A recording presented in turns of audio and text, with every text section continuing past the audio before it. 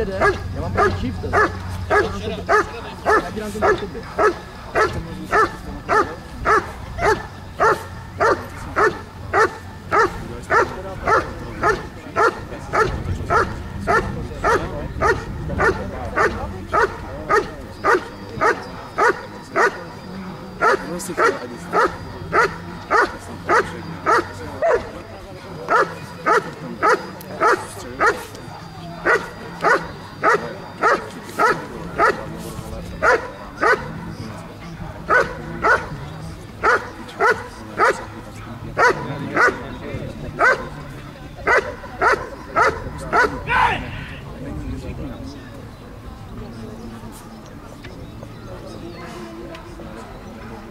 Jak může být král, když jede na tábor?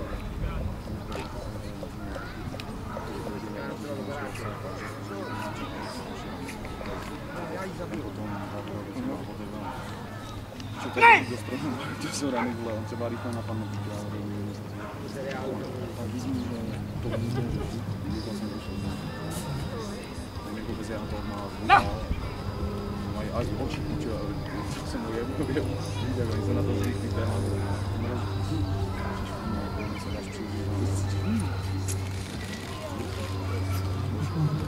Zítra začíná tě do co? Dám si zkaz to.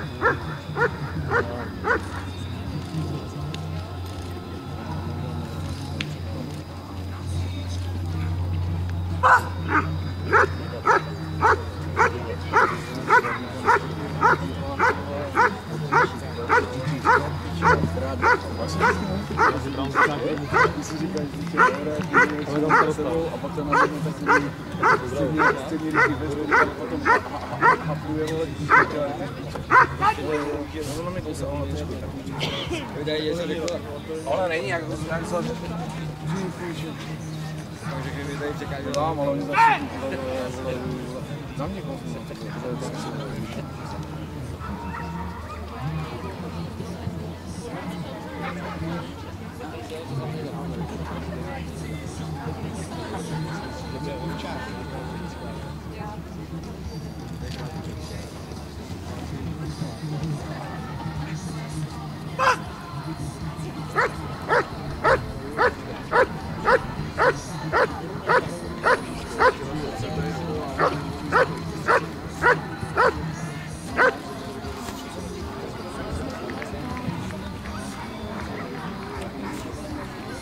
jeden.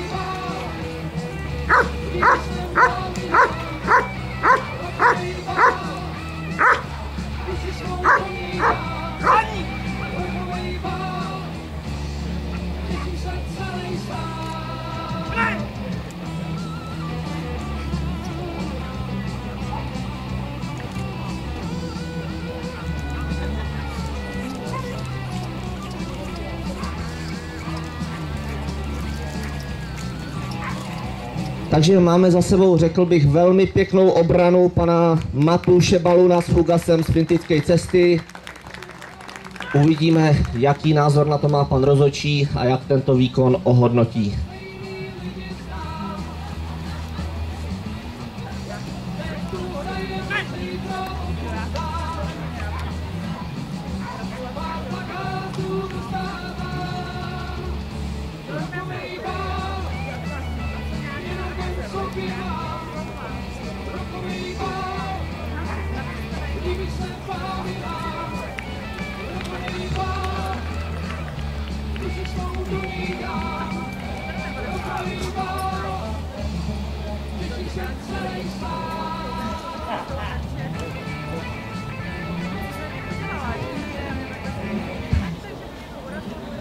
Takže so štartovým číslom 36 sa nám predstavil Matúš Balún s obsom Fugas z Fintickej cesty.